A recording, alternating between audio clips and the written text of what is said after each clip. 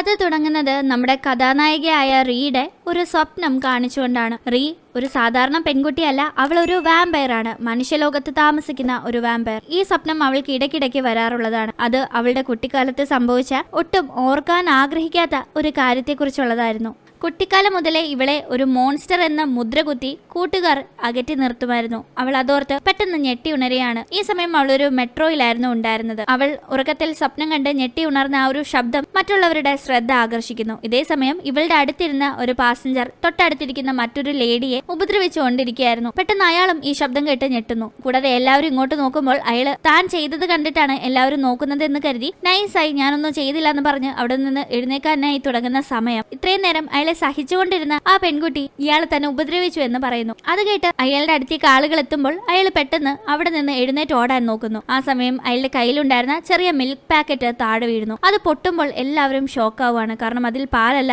രക്തമായിരുന്നു ഉണ്ടായിരുന്നത്. റീയുടെ മുഖത്തേക്കും രക്തം തെറിക്കുന്നുണ്ട്. ഇയാൾ ഒരു മനുഷ്യനല്ല, വാമ്പയർ ആണെന്ന് എല്ലാവർക്കും മനസ്സിലാവുന്നു. അയാൾ സ്റ്റേഷനെത്തിയ ഉടനെ തന്നെ മെട്രോയിൽ നിന്ന് ഇറങ്ങി ഓടുന്നു. ഇതേ സമയം ഈ ട്രെയിനിൽ നമ്മുടെ കഥാനായകനായ ജെയും ഉണ്ടായിരുന്നു. ജെയ് ഈ നടന്ന സംഭവങ്ങളെല്ലാം കണ്ടു. അവൻ റീയെ പ്രത്യേകം ശ്രദ്ധിച്ചു. കാരണം അവൻ പഠിക്കുന്ന അതേ സ്കൂളിലെ യൂണിഫോം ആയിരുന്നു അവൾ ധരിച്ചിരുന്നത്. ജെ റീയുടെ അടുത്തെത്തി താഴെ ഇരിക്കുന്ന അവളെ എഴുന്നേൽപ്പിക്കാനായി നോക്കുന്ന സമയം മുഖത്ത് മുന്നേ രക്തമൊക്കെ തെറിച്ച് അവൾക്ക് രക്തത്തോട് അതിയായ ആഗ്രഹം തോന്നുന്നുണ്ടായിരുന്നു. അതുകൊണ്ട് തന്നെ അടുത്തേക്കെത്തിയ ജെയെ കടിച്ചാലോ എന്നവൾ ആലോചിക്കുന്നുണ്ട്. പക്ഷെ പെട്ടെന്ന് തന്നെ ആ തീരുമാനത്തിൽ നിന്ന് മാറി അവൾ വേഗം തന്നെ സ്റ്റേഷൻ എത്തുമ്പോൾ മെട്രോയിൽ നിന്ന് ഇറങ്ങി പോകുന്നു. അങ്ങനെ പിന്നീട് ജെയുടെ സ്കൂളിലേക്ക് പുതിയ ട്രാൻസ്ഫർ സ്റ്റുഡന്റായി റീ എത്തുന്നു. മുന്നേ ട്രെയിനിൽ നടന്ന വാമ്പയറിന്റെ കാര്യം വീഡിയോ ആയി സോഷ്യൽ മീഡിയയിലും ന്യൂസിലും ഒക്കെ വൈറലായിട്ടുണ്ടായിരുന്നു. അതറിയുന്ന ഈ കുട്ടികൾ വീഡിയോയിൽ റീയെ കണ്ടതുകൊണ്ട് അവളോട് കാര്യങ്ങളൊക്കെ തിരക്കുന്നു. തുടർന്ന് അന്നത്തെ ദിവസം കുട്ടികൾക്കിടയിൽ വാമ്പയറിന്റെയും മനുഷ്യന്റെയും കഥയാണ് ചർച്ചാ വിഷയം. പഠിപ്പിക്കാനെത്തുന്ന സാറ് പോലും അതിനെപ്പറ്റി പറയാണ്. 300 വർഷങ്ങൾക്ക് മുന്നേ മനുഷ്യരും വാമ്പയർസും തമ്മിൽ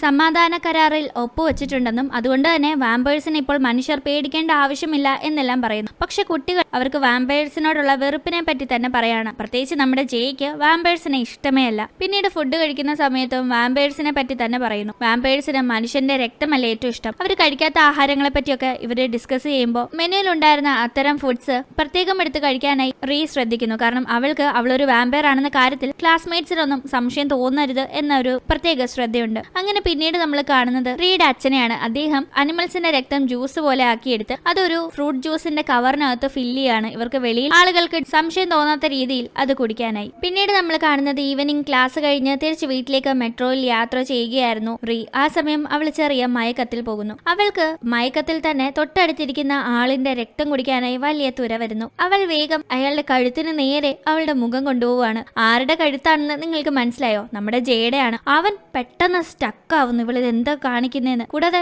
ചുറ്റിനുള്ളവരും എന്താ ഈ നടക്കുന്നതെന്ന് നോക്കാണ്. കാണുന്നവർക്കും ജയിക്കും ഇവള് രക്തം കുടിക്കാൻ വരുന്നതാണെന്ന് മനസ്സിലാവുന്നില്ലല്ലോ. എന്തോ ഉമ്മ വെക്കുന്ന പോലെയാണ് തോന്നുന്നത്. പക്ഷെ എന്തായാലും ഭാഗ്യവശാൽ കടിക്ക് മുന്നേ അവൾക്ക് ബോധം വരികയും അവൾ അവിടെ നിന്ന് എഴുന്നേറ്റ് പോവുകയും ചെയ്യുന്നു. പോകുന്ന പോക്കിൽ അവൾ അവളുടെ മ്യൂസിക് ബുക്ക് താഴെ അറിയാതെ കളയുന്നുമുണ്ട്. അത് ജയ എടുത്ത് വെക്കുന്നു. എന്തായാലും ഈ ഒരു ഇൻസിഡന്റോട് കൂടി അവന് അവളോടൊരു പ്രണയവും തോന്നി തുടങ്ങിയിട്ടുണ്ട്. അവൻ വീട്ടിലെത്തി അവളുടെ മ്യൂസിക് ബുക്ക് തുറന്ന് അമ്മ അവന് സമ്മാനിച്ച് ഗിറ്റാർ എടുത്ത് മ്യൂസിക് പ്ലേ ചെയ്യുന്നു.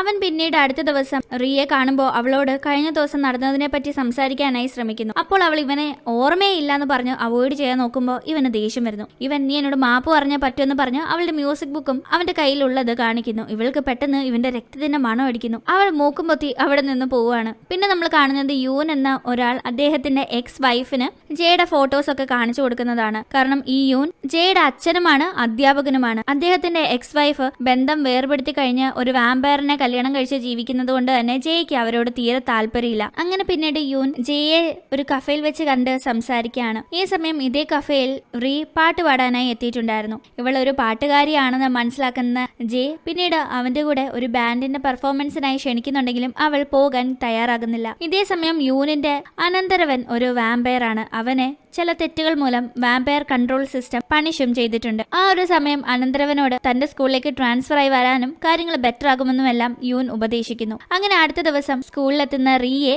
മായി എന്ന ഒരു പെൺകുട്ടി നോട്ടമിടുന്നു. കാരണം ജെ റീയോട് തന്റെ കൂടെ പെർഫോം ചെയ്യുന്നതിനെ പറ്റിയൊക്കെ ചോദിക്കുന്നതൊക്കെ മായി കണ്ടിട്ടുണ്ടായിരുന്നു. ജെയെ റീ വളച്ചെടുക്കാൻ നോക്കുകയാണോ എന്ന ചിന്തയാണ് മായിക്ക്.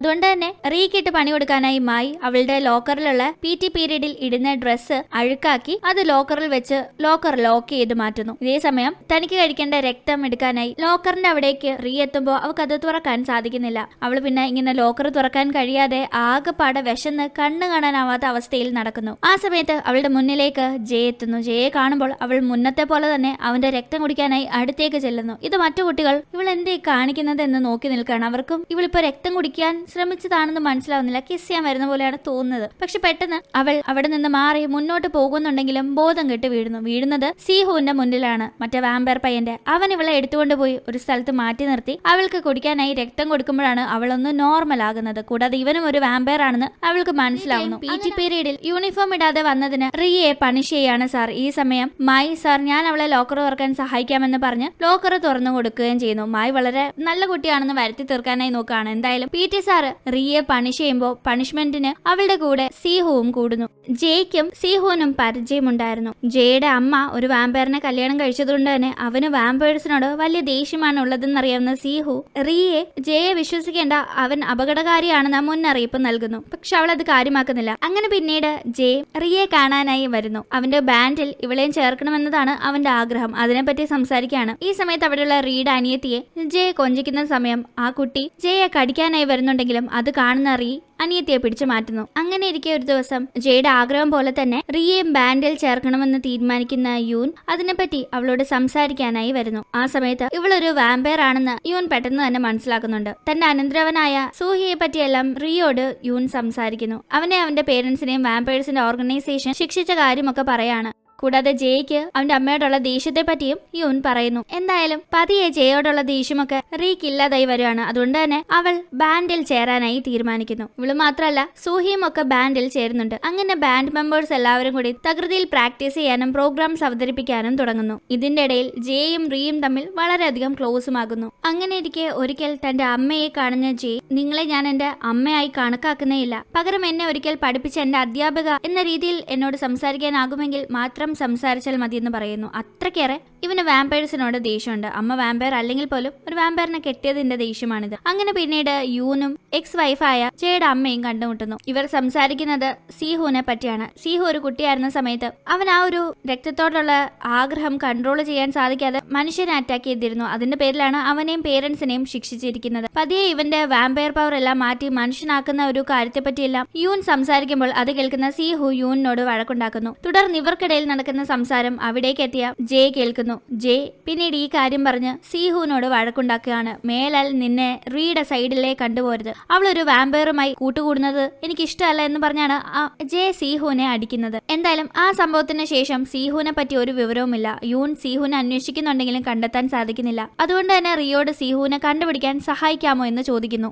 റീ നേരെ ജയുടെ അടുത്ത് ചെന്ന് സീഹുവിനെ കണ്ടെത്താൻ സഹായിക്കണമെന്ന് പറയുന്നു. അങ്ങനെ അവനും അവളുടെ കൂടെ കൂടുന്നു. സീഹുവിനെ അന്വേഷിച്ച് നടക്കുന്നതിന്റെ ഇടയിൽ ഇവരൊരു ചെറിയ പയ്യൻ ഒരു അപകടത്തിൽ പെട്ടിരിക്കുന്നത് കാണുന്നു. അവനെ രക്ഷിക്കാനായി ജെ ശ്രമിക്കുന്ന സമയം പയ്യനെ രക്ഷിക്കാൻ സാധിക്കുന്നുണ്ടെങ്കിലും ജെ കുടുങ്ങിക്കിടക്കുകയാണ്. കൂടാതെ അവന്റെ ദേഹത്ത് നിന്ന് രക്തവും പോകുന്നു. ഇത് കാണുന്ന റീ അവളുടെ വാമ്പയർ പവർ ഉപയോഗിച്ച് ഇവനെ രക്ഷിക്കാനായി ഒരുങ്ങുന്ന അതേ സമയം അവിടേക്ക് സീഹു എത്തുകയും, നീ അബദ്ധമൊന്നും കാണിക്കാതെ, നിന്റെ ഐഡന്റിറ്റി അവന്റെ മുന്നിൽ റിവീൽ ആവില്ലേ, ഞാൻ രക്ഷിക്കാമെന്ന് പറഞ്ഞ് അവനെ രക്ഷിക്കുന്നു. അപ്പോഴേക്കും അവന്റെ രക്തമൊക്കെ നന്നായി ഒഴുകിയിട്ടുണ്ടല്ലോ. രക്തത്തിന്റെ മണമടിക്കുന്ന അവൾക്ക് പെട്ടെന്ന് അവനെ കടിക്കാനായി തോന്നുന്നു. അവള് കടിക്കാനായി ഒരുങ്ങുന്ന സമയത്താണ് അവളെ ആരോ വിളിക്കുന്നത് ശ്രദ്ധിക്കുന്നത്. തിരിഞ്ഞു നോക്കുമ്പോൾ അത് മായിയാണ്. മായി ഇങ്ങനെ വിളിച്ചതുകൊണ്ട് റീ കടിക്കുന്നില്ലെങ്കിലും മായിക്ക് ആ സമയത്ത് റിയോട് എന്തൊക്കെയോ സംശയങ്ങൾ തോന്നുന്നു. അവൾ ഒരു വാമ്പയർ ആണോ അല്ലയോ എന്ന് അറിയാനായി അവളുടെ സാധനങ്ങൾ വെച്ചിരിക്കുന്ന സ്ഥലം ചെന്ന് പരിശോധിക്കുമ്പോൾ ബാഗിൽ ടൊമാറ്റോ ജ്യൂസസിന്റെ സാഷിയസ് ഇരിക്കുന്നത് കാണുന്നു. ആദ്യം ഒന്നും തോന്നുന്നില്ലെങ്കിലും ഉള്ളിലെ സംശയം പൂർണ്ണമായും ക്ലിയർ ആക്കാനായി ആ പാക്കറ്റ് പരിശോധിക്കുമ്പോൾ അത് ടൊമാറ്റോ ജ്യൂസസ് അല്ല, രക്തമാണെന്ന് മനസ്സിലാക്കുന്ന അവൾ റീ ഒരു വാമ്പയർ ആണ് എന്ന് കൺഫേം ചെയ്യുന്നു. അങ്ങനെ പിന്നീട് സീഹു റിയെ ഫോണിലൂടെ കോണ്ടാക്ട് ചെയ്ത് പറയാണ്, വാമ്പയർസ് അവരുടെ പവേഴ്സ് ഉപയോഗിച്ചു കഴിഞ്ഞാൽ ശിക്ഷിക്കപ്പെടുന്നതാണ്. ഞാൻ ഒരിക്കൽ രക്തത്തിനു വേണ്ടി ഒരു മനുഷ്യനെ ആക്രമിച്ചുകൊണ്ടാണ് ഞാൻ ശിക്ഷിക്കപ്പെട്ടത്. ഇപ്പൊ ഞാൻ വീണ്ടും എന്റെ പവർ ഉപയോഗിച്ചുകൊണ്ട് തീർച്ചയായും ഞാൻ ശിക്ഷിക്കപ്പെടും. പക്ഷെ നീ ഇങ്ങനെ അബദ്ധം ഒന്നും കാണിച്ച് നിന്റെ ജീവിതം നശിപ്പിക്കരുതെന്ന്. കൂടാതെ എന്തായാലും ഞാനിത് അവസാനിപ്പിക്കാൻ പോവുകയാണെന്നും അവൻ പറയുന്നു. അവൻ അങ്ങനെ സൂര്യവെളിച്ചം അടിച്ച് മരിക്കാനായി തീരുമാനിക്കുന്നു. വാമ്പയേഴ്സിന് സൺലൈറ്റ് സെറ്റ് ആവില്ലല്ലോ. പക്ഷെ വാമ്പയേഴ്സ് അവരുടെ കമ്മ്യൂണിറ്റി നൽകുന്ന ഒരു പ്രത്യേകതരം SPFന്റെ സഹായത്തോടുകൂടി സൺലൈറ്റിൽ ഇറങ്ങി നടക്കുന്നുണ്ട്. അത് ഉപയോഗിച്ചില്ലെങ്കിലാണ് സൺലൈറ്റ് അവരെ ഹാം ചെയ്യുക. അങ്ങനെ സൂര്യപ്രകാശം ഏൽക്കുന്ന സീഹു അപ്രത്യക്ഷമായി മാറുന്നു. ഒരു നെക്ലേസ് മാത്രം അവിടെ ബാക്കിയാവുന്നു. ഈ നെക്ലേസ് അവൻ അവന്റെ അച്ഛന് അച്ഛനും അമ്മയും സമ്മാനിച്ചതായിരുന്നു. ഇതേസമയം മയക്കമുണരുന്ന ജെ ഹോസ്പിറ്റലിലാണ് ഉള്ളതെന്ന് മനസ്സിലാക്കുന്നു. അവൻ റിയെ കോണ്ടാക്ട് ചെയ്യാൻ നോക്കുമ്പോൾ അവൾ ഫോൺ എടുക്കുന്നില്ല. താൻ ഒരു വാമ്പയർ ആണെന്ന കാര്യം എന്നായാലും ജെ അറിയും. വാമ്പയർസിനെ ഇഷ്ടമല്ലാത്തവൻ ഒരിക്കലും തന്നെ അക്സെപ്റ്റ് ചെയ്യില്ല എന്നവൾക്ക് അറിയാവുന്നതുകൊണ്ടാണ് അവൾ അവനെ അവോയ്ഡ് ചെയ്യാൻ ഇപ്പോൾ നോക്കുന്നത്. എന്തായാലും റിയെ ഒരുപാട് അന്വേഷിച്ച് അവളെ കണ്ടെത്തുന്നു. ആ സമയം അവൾ ഒരു ലൈറ്റ് ഹൗസിന്റെ മുകളിൽ നിൽക്കുകയായിരുന്നു. ഇനിയും സത്യം മറച്ചു വെച്ചിട്ട് കാര്യമില്ല എന്ന് മനസ്സിലാക്കുന്ന റീ അവനോട് താൻ ഒരു വാമ്പയർ ആണെന്ന് പറയുന്നു. ഇത് കേൾക്കുന്ന അവൻ ആകെ സങ്കടാവുന്നു. ഏറ്റവും കൂടുതൽ അവൻ വേർതിരുന്ന ഒരു ടൈപ്പ് ആളിനെയാണ് അവനിപ്പോൾ മനസ്സറിഞ്ഞ് ഇത്രയും നാള് പ്രണയിച്ചതെന്ന കാര്യം ഓർത്ത്. പക്ഷെ അപ്പോഴേക്കും അവൾ കടലിലേക്ക് എടുത്ത് ചാടുന്നു. മരിക്കാനായി ചാടുന്നതാണ്. അവളെ അങ്ങനെ വിടാൻ ഒരുക്കമല്ലാത്ത ജെ അവളെ പിടിത്തമിടുന്നു. പക്ഷെ അവളെ രക്ഷിക്കാൻ ശ്രമിക്കുന്നതിന്റെ ഇടയിൽ അവൻ കടലിലേക്ക് വീഴുന്നു. ഈ സമയം അവനെ രക്ഷിക്കാനായി റീ പുറകിന് ചാടുകയാണ്. മുങ്ങിത്താഴുന്ന അവനെ അവളുടെ പവർ ഉപയോഗിച്ച് അവളെ രക്ഷപ്പെടുത്തി കരയ്ക്ക് കൊണ്ടുവരുന്നു. ഇവളുടെ പവർ ഉപയോഗിച്ചത് കൊണ്ട് തന്നെ ഇവൾ പണിഷാകുമെന്ന കാര്യം ഉറപ്പാണ്. പക്ഷേ അവൾ ഒട്ടും പ്രതീക്ഷിക്കാത്ത ഒരു ട്വിസ്റ്റ് നടക്കുന്നു. ജെയ്ക്ക് ഇപ്പോൾ അവളെ യാതൊരു ഓർമ്മയില്ല. അങ്ങനെ പിന്നീട് നമ്മൾ കാണുന്നത് വാമ്പയേഴ്സ് കൺട്രോൾ സിസ്റ്റം തന്റെ പവർ ഉപയോഗിച്ചതിന് റിയെ സെല്ലിൽ ലോക്ക് ചെയ്ത് ഇട്ടിരിക്കുന്നതാണ്. പക്ഷെ VCS ഇത്തവണ റിയെ ശിക്ഷിക്കാൻ പോകുന്നില്ല. അവളെ ഒരു എക്സ്പെരിമെന്റിന് വേണ്ടി ഉപയോഗിക്കുകയാണ്. അതായത് വാമ്പയർ എന്ന അവളുടെ ഐഡന്റിറ്റി റിവീൽ ചെയ്ത് അവളെ മനുഷ്യരുടെ കൂടെ തന്നെ ജീവിക്കാൻ അനുവദിക്കുക.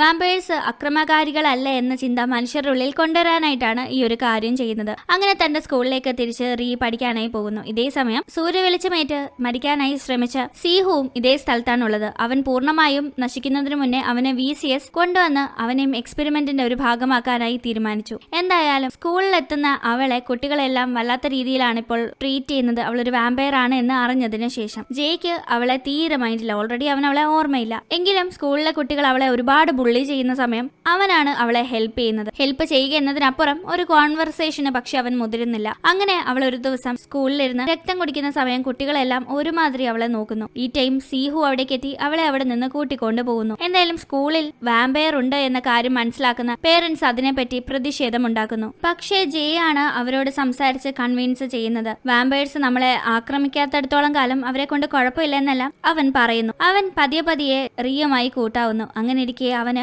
അവൾ പണ്ട് തന്നെ കടിക്കാൻ വന്ന കാര്യമൊക്കെ ഓർമ്മ വരികയാണ്. അങ്ങനെ ഇരിക്കെ അവന് പണ്ടിവൾ തന്നെ കടിക്കാൻ വന്ന കാര്യം മായി പറഞ്ഞു ഓർമ്മിപ്പിക്കുന്നു. ഈ സമയം അവന് വല്ലാത്ത പേടി തോന്നി. റിയെ കാണുമ്പോൾ എന്റെ അടുത്ത് വന്നു പോരുത് എന്നവൻ താക്കീത് ചെയ്യാണ്. അത് കേൾക്കുന്ന അവൾ സ്കൂളിൽ പോക്ക് നിർത്താനും സ്കൂൾ മാറാനും ഒക്കെ തീരുമാനിക്കുന്നു. ഈ സമയം സീഹു ആണ് ജയോട് പണ്ട് ഇവർ തമ്മിൽ പ്രണയിച്ച കാര്യമൊക്കെ പറഞ്ഞ് റിയയോടുള്ള ജയുടെ തെറ്റിദ്ധാരണയൊക്കെ മാറ്റിയെടുക്കുന്നത്. അങ്ങനെ അവൻ വേഗം തന്നെ റിയെ ചെന്ന് കണ്ട് പഴയ തന്റെ കാര്യങ്ങൾ ഓർത്തെടുക്കാൻ സഹായിച്ചതിന് സീഹുവിനോട് നന്ദി പറയുകയും അവളോട് പഴയ ആ ഒരു ഇഷ്ടം തന്നെ ഉണ്ടെന്ന് അറിയിക്കുകയും ചെയ്യുന്നു. ഇതേ സമയം മായി സീഹുവിനോട് അടുക്കുന്നു. അവനൊരു വാമ്പയർ ആണെന്ന് അറിഞ്ഞു തന്നെയാണ് അവൾ അടുക്കുന്നത്. പക്ഷെ ഇവള് പറയാതെ തന്നെ ഇവനൊരു വാമ്പയർ ആണെന്ന കാര്യം സ്കൂളിൽ പാട്ടാകുമ്പോൾ അവൾ അവനോട് സത്യം ചെയ്ത് ഇതിനു പിന്നിൽ ഞാനല്ല എന്ന് റിവീൽ ചെയ്യുന്നു. അവനത് വിശ്വസിക്കുകയും ചെയ്യുന്നു. എന്തായാലും സ്കൂളിൽ ഇപ്പോൾ 2 വാമ്പയർസ് ഉണ്ടെന്ന കാര്യം പേരൻസിനെ എല്ലാവരെയും ചൊടിപ്പിക്കുകയാണ്. പക്ഷെ ഇത്തവണ മായിയും ജെയും കൂടി ചേർന്നാണ് സീഹുവിനും റീക്കും വേണ്ടി ഈ പേരൻസിനെ ഒഫൻഡ് ചെയ്ത് അവർക്ക് വേണ്ടി സംസാരിക്കുന്നത്. അങ്ങനെ കാര്യങ്ങൾ സോൾവ് ആകുന്നു. കൂടാതെ മുന്നത്തെ പോലെ തന്നെ ഇവരെല്ലാവരും കൂടി ചേർന്ന് പഴയ ആ ബാൻഡും കണ്ടിന്യൂ ചെയ്യാണ്. അങ്ങനെ ഈ ഒരു കൂട്ടുകെട്ടിൽ നിന്ന് തന്നെ വാമ്പയേഴ്സിനെ പേടിക്കേണ്ട ആവശ്യമില്ല. വാമ്പയേഴ്സിനും മനുഷ്യർക്കും സമാധാനമായി ഒന്നിച്ച് ജീവിക്കാമെന്ന കാര്യം പ്രൂവ് ആകുന്നു. അങ്ങനെ കാര്യങ്ങളെല്ലാം നല്ല രീതിയിൽ മുന്നോട്ട് പോവുകയാണ്. ഇപ്പോൾ വാമ്പയേഴ്സും മനുഷ്യരും തമ്മിൽ യാതൊരു പ്രശ്നവുമില്ല. അങ്ങനെ ഒരു ഹാപ്പി നോട്ടോടുകൂടി ഈ ഒരു കഥ അവസാനിക്കുന്നു. ഇന്നത്തെ ഒരു വീഡിയോ നിങ്ങൾക്ക് ഇഷ്ടപ്പെട്ട് കാണുമെന്ന് പ്രതീക്ഷിക്കുന്നു. വീഡിയോ ഇഷ്ടപ്പെട്ടെങ്കിൽ മറക്കാതെ വീഡിയോ ലൈക്ക് ചെയ്യുക, ചാനൽ സബ്സ്ക്രൈബ് ചെയ്യുക. വീണ്ടും കാണും വരെ ബൈ.